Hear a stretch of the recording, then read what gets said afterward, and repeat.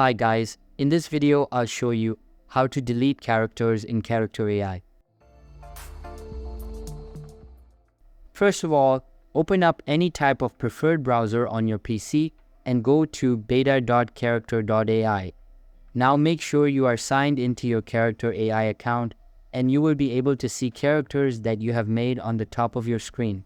Simply select the character you want to delete. But keep in mind that you can't directly delete characters on Character.ai as this feature has not been launched by the company yet. But instead of that, you can make some changes in your character to change it into a new one. For that, click on the three dots icon at top right of your screen, select Character Profile.